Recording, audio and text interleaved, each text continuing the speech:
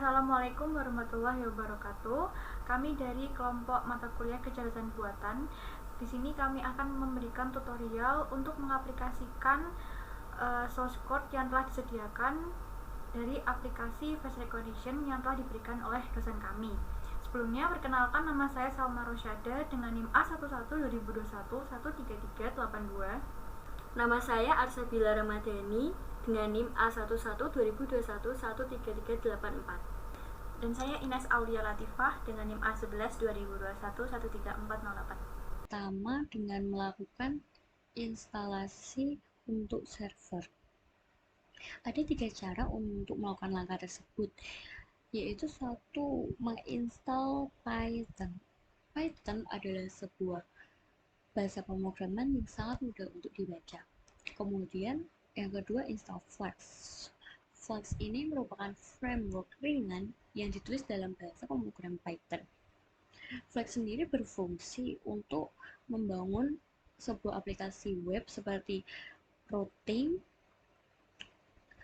dan request handling. Nah, Flask sendiri sangat cocok untuk proyek-proyek kecil hingga menengah dan layanan yang berbasis mikro. Kemudian cara yang terakhir yaitu menginstal library. Ada tiga yaitu OpenCV. OpenCV ini merupakan library yang berfokus pada computer vision dan machine learning. Kemudian ada Worksup, merupakan library Python yang berfungsi untuk komunikasi antara server web dan juga aplikasi web. Antara server web dan aplikasi web. Kemudian scikit-learn adalah sebuah modul dalam Python. Nah, kita langsung saja ya. Di cara pertama yaitu menginstal Python.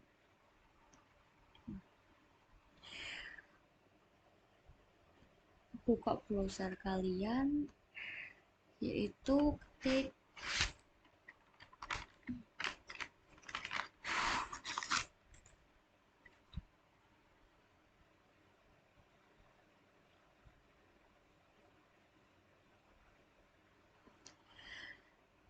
ketik install Python, kemudian pilih download Python. Nah, ini adalah tampilan dari download bahasa pemrograman Python. Di sini ada juga yang langsung download Python. Ini adalah versi yang terbaru atau versi terakhir yang diupdate. Nah, di sini kita bisa memilih sesuai dengan sistem operasi kita, yaitu Python untuk Windows, ada juga Linux, dan Mac dan lainnya. Karena saya memakai Windows, saya pilih Windows. Nah, di sini ada banyak versi. Kemudian saya memilih versi yang terbaru, yaitu ini, Python versi 3.11.4. Di sini ada package-nya dari mulai 32 bit, 64 bit, dan juga ARM 64. Nah, di sini adalah merupakan folder yang berbentuk zip, kemudian ini adalah langsung yang berbentuk aplikasi. Karena saya menggunakan 60 bit, saya memilih yang Windows Installer 64 bit. Kemudian sudah.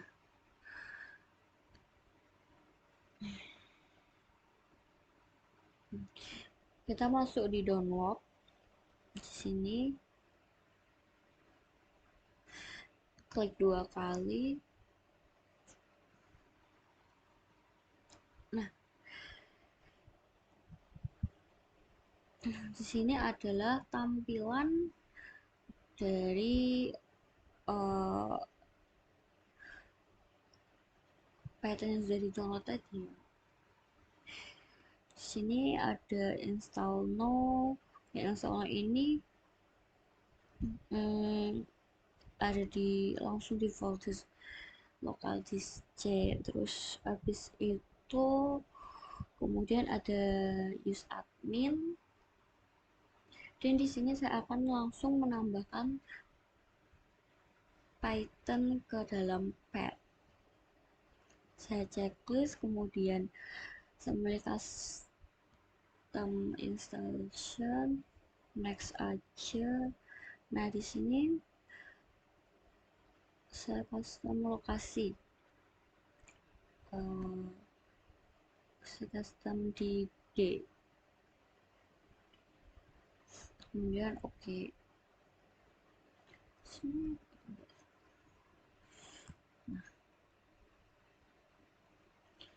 kemudian saya install, pilih yes, kemudian ini proses install Python-nya.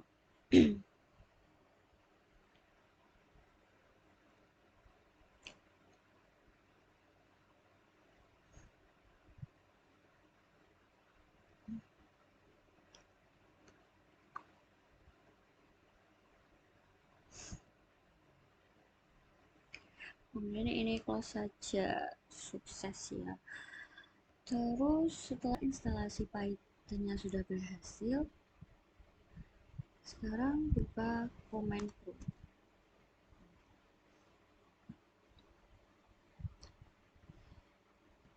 Di sini akan saya ketikkan Python versi.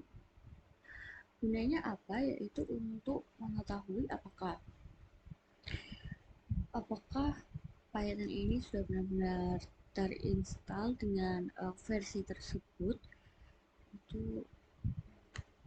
Nah, di sini sudah betul ya seperti versi yang sebelumnya, yaitu versi 3.11.4. Kemudian untuk langkah kedua yaitu install Flux. Sebelum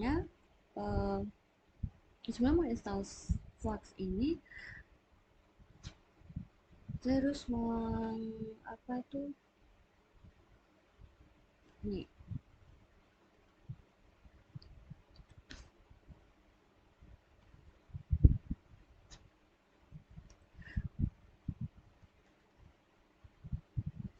setup PIP yang dulu.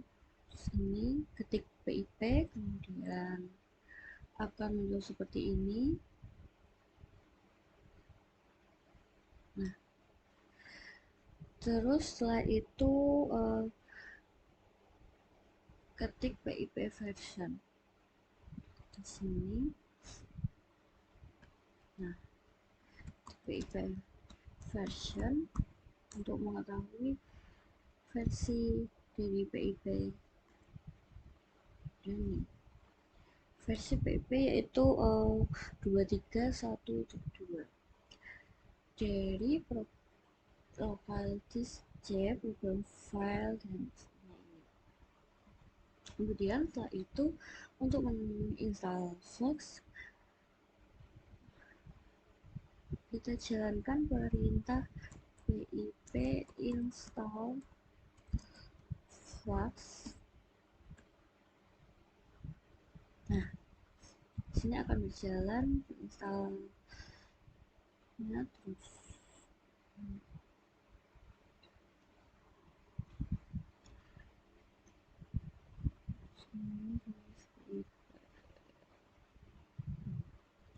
Setelah itu, karena flashnya sudah berhasil di-download, kemudian cari tahu versinya.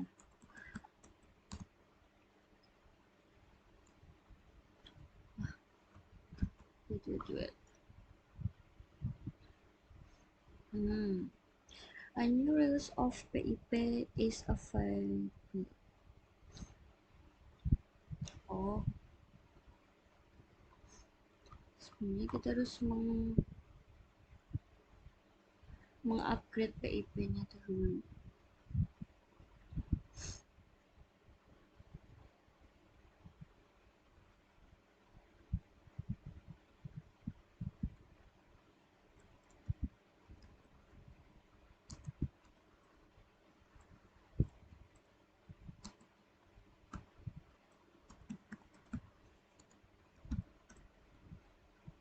Salah.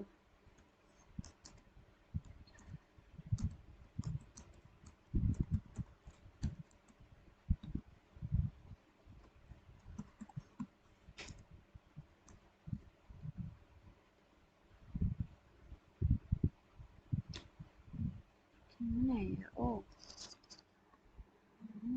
berarti ini di aja.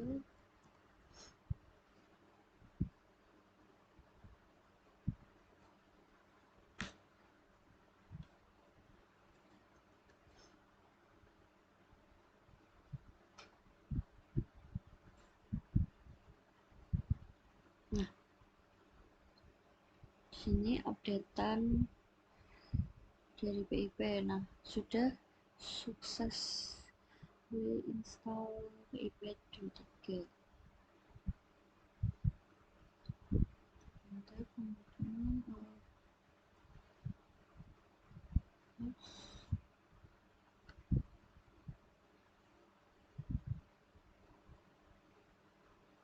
kemudian selanjutnya yaitu install library OpenCV, yaitu dengan mengetik pip install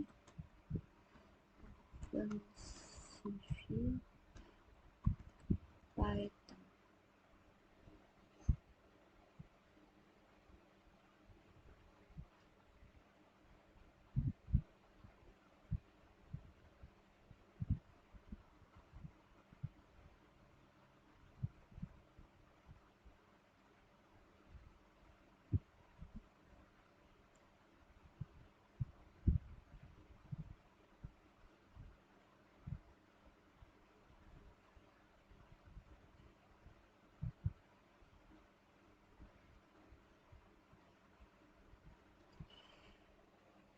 Sukses terinstall, setelah itu install library version.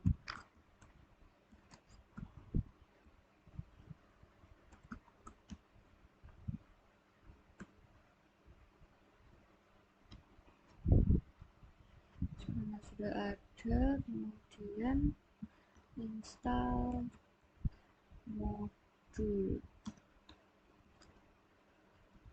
scikit-learn pip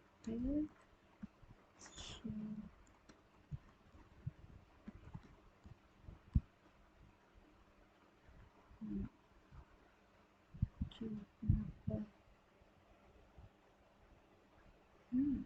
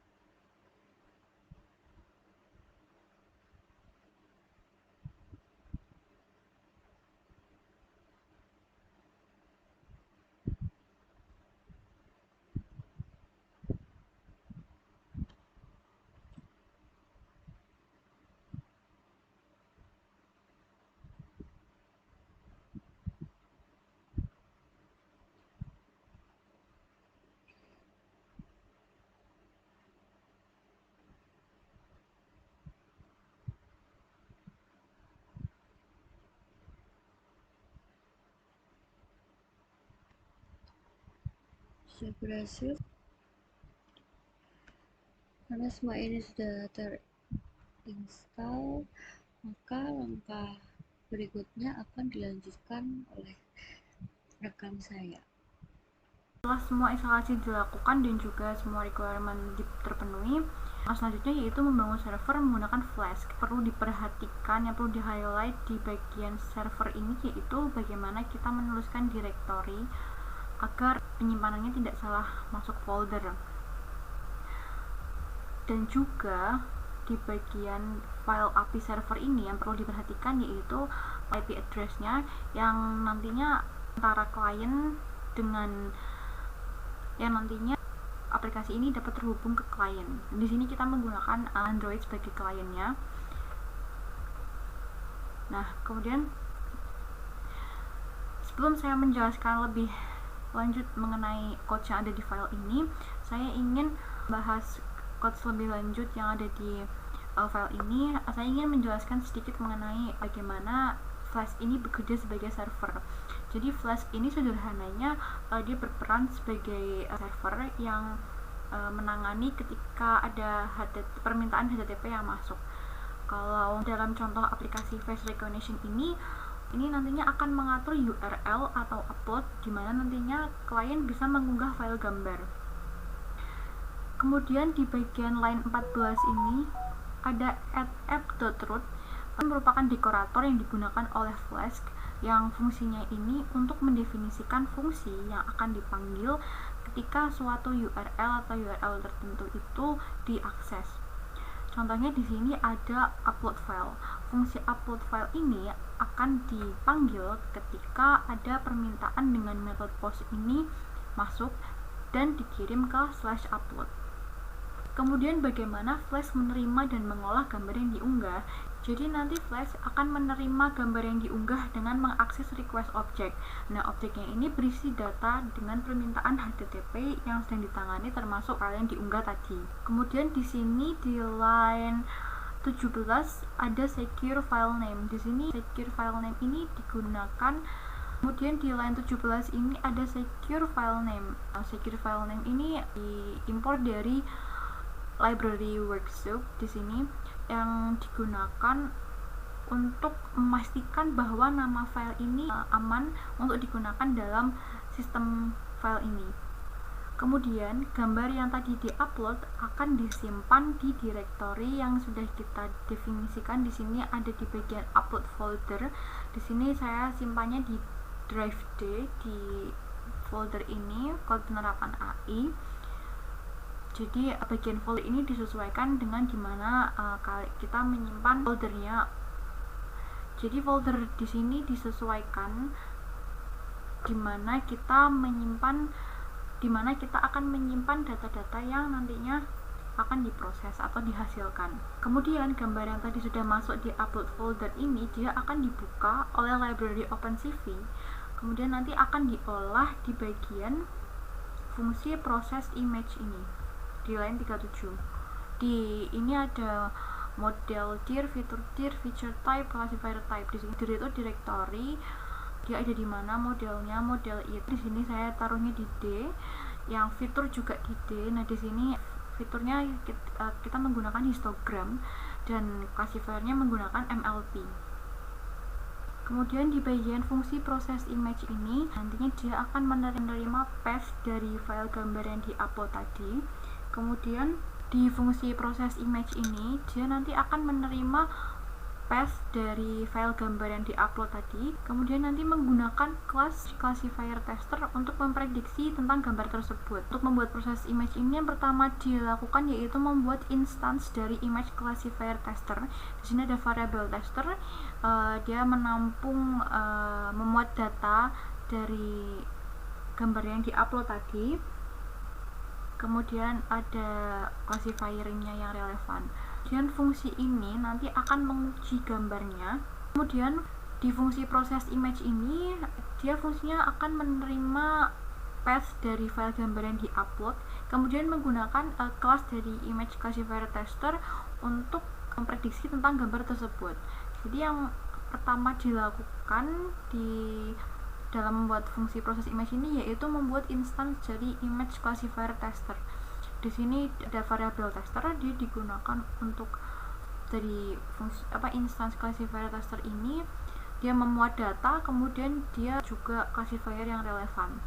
Kemudian nanti fungsi ini akan menguji classifiernya dengan menggunakan gambar uji test image ini dan mengembalikan prediksi, fitur, dan gambar. Lalu fungsi ini akan menguji classifier dengan menggunakan test image gambar ujinya dan mengembalikan hasil prediksi, fitur, serta gambar. Nah, hasil gambar yang diproses tadi, data hasilnya akan disimpan di folder pre-process folder di sini. Saya letakkan di D juga di bagian pre-process images di sini untuk dia menyimpan hasil pengolahannya tadi. Seperti yang tadi saya bilang di awal, jangan lupa untuk mengganti IP hostnya sesuai dengan IP host dari jaringan yang sedang kita pakai sekarang agar nanti antara klien dengan PC-nya bisa terhubung. Jadi aplikasinya dapat berjalan di kliennya. Kita cek IP config yang sedang saya gunakan di sini. Nah, di sini PV4 address-nya ini kita copas, kita copy, kita paste di sini.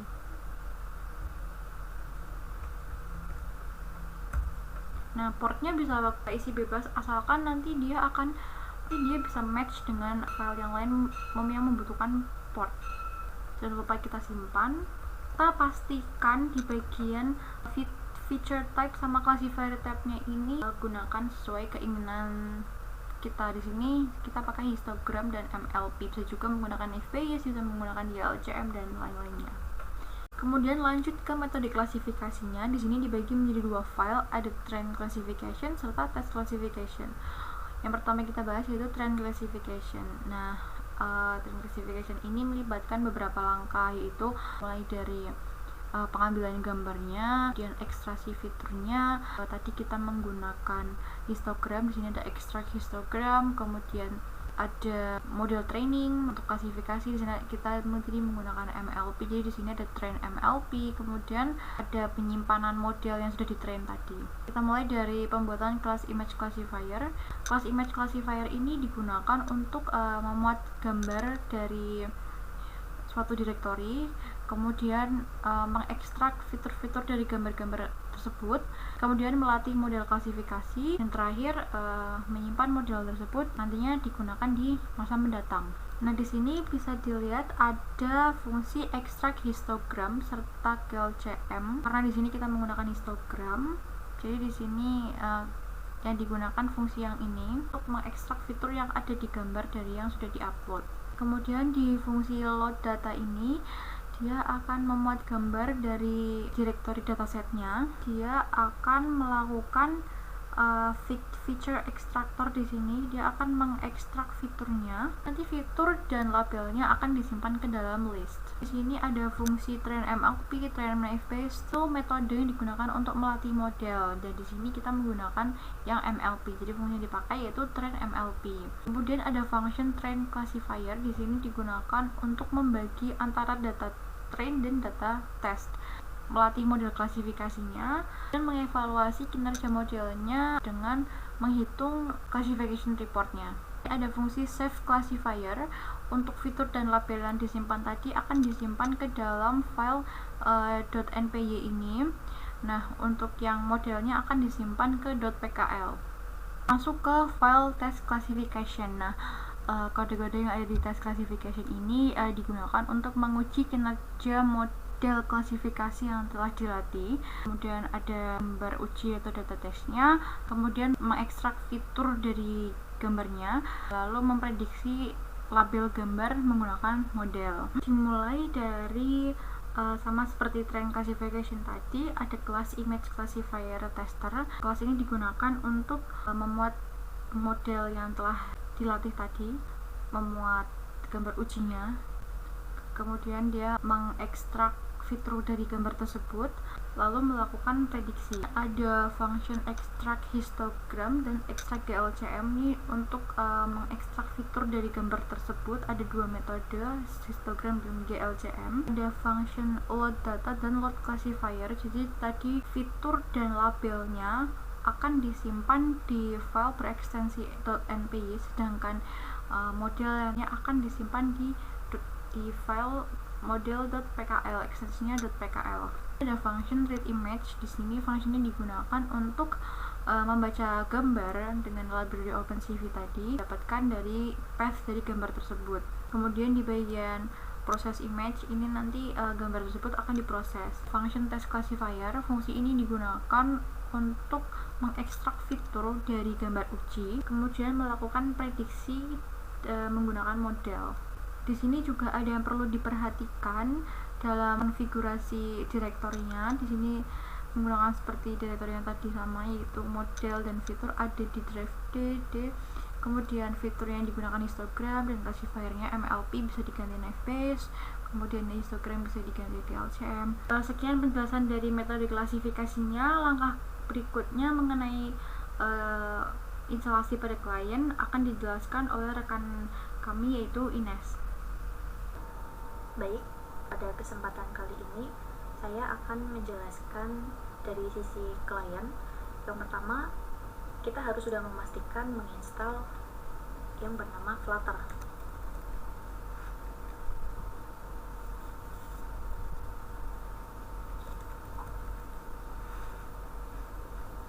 Di sini Flutter sudah terinstall. Selanjutnya, kita akan menginstal yang namanya Dart. Sudah dipastikan Dart sudah terinstall. Setelah itu, dalam main Dart di sini terdapat beberapa package. Yang pertama yaitu ada import.io. Itu merupakan input output. Setelah itu terdapat import package yaitu Flutter material.dart, itu untuk paket inti dari Flutternya. Setelah itu terdapat import image picker.dart, itu untuk memilih gambar dari perangkat, dan yang terakhir terdapat http.dart, yaitu untuk mengirim permintaan dari HTTP. Sebelumnya, MainDart ini merupakan aplikasi Flutter sederhana yang memungkinkan pengguna untuk memilih gambar yang akan dikirimkan ke server menggunakan metode POST. Di sini terdapat void main. Void main sendiri itu untuk menjalankan widget root yang bernama MyApp. Setelah itu MyApp itu mengembalikan widgetnya material app dengan judul dan home yang diatur ke image uploader. Setelah itu image uploader sendiri itu untuk stateful widget, yang berarti statusnya dapat berubah panjang waktu aplikasi berjalan.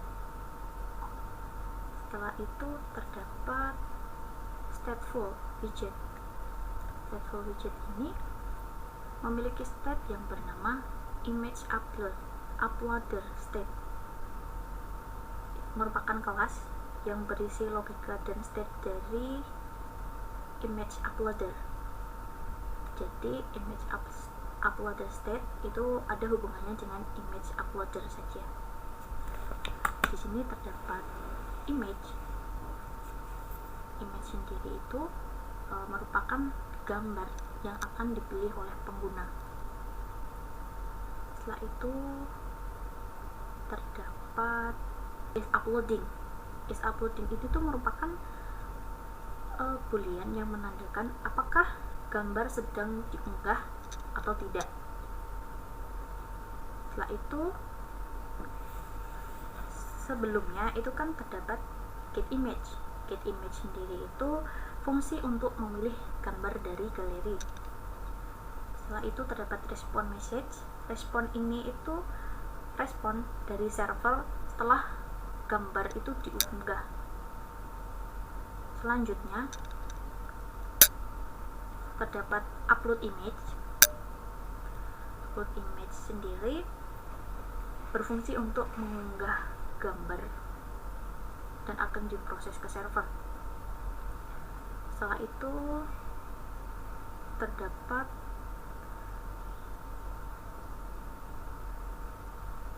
void reset image, digunakan untuk menghapus gambar yang nantinya akan dihapus dari perangkat. terdapat bird function.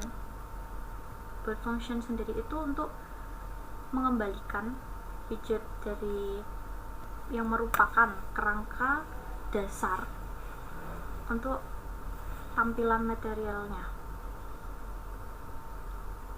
Di dalam scaffold sendiri terdapat egg bar, terdapat body, dan juga terdapat floating action button. Floating action ini merupakan tombol yang akan digunakan untuk memproses gambar. Ketika ada gambar di-upload, maka gambar tersebut akan diproses oleh floating action button. Setelah itu muncul tombol upload image. Upload image ini merupakan tombol untuk mengupload image ke server, dan terdapat void reset image tersebut untuk menghapus gambar, dan juga dipilih dengan menekan tombol di refresh add bar. Setelah itu, untuk menjalankan aplikasinya, di sini ketika kita menjalankan main.dart, maka secara otomatis ketika sudah dilakukan debuggingnya, maka akan muncul aplikasi. Yang pertama harus menjalankan API servernya terlebih dahulu. Ketika API servernya sudah dijalankan, baik, berikut akan saya jalankan aplikasi dari yang sudah berjalan. Di sini kita akan mengupload image terlebih dahulu. Kita akan mengunggah gambar dari galeri. Ketika aplikasi ini dijalankan atau di upload image, maka akan teridentifikasi dengan nama Rosa sesuai dengan dataset yang sudah ada. Kemudian kita akan bisa merefresh di sebelah pojok kanan atas, dan kita akan mengupload foto dengan foto yang berbeda. Kita akan pilih foto, setelah itu upload image, maka akan menampilkan atau mengidentifikasi nama dengan nama Glow sesuai dengan dataset yang ada juga. Setelah itu kita mereset dengan mengklik tombol kanan atas. Kita akan upload foto kembali dengan foto yang berbeda juga, dan di upload image, maka di sini akan teridentifikasi dengan nama Bila. Sekian video tutorial pengaplikasian dari aplikasi face recognition dari kami, dan mohon maaf apabila aplikasinya kurang sempurna seperti apa yang diharapkan oleh dosen pengampu. Terima kasih. Wassalamualaikum warahmatullahi wabarakatuh.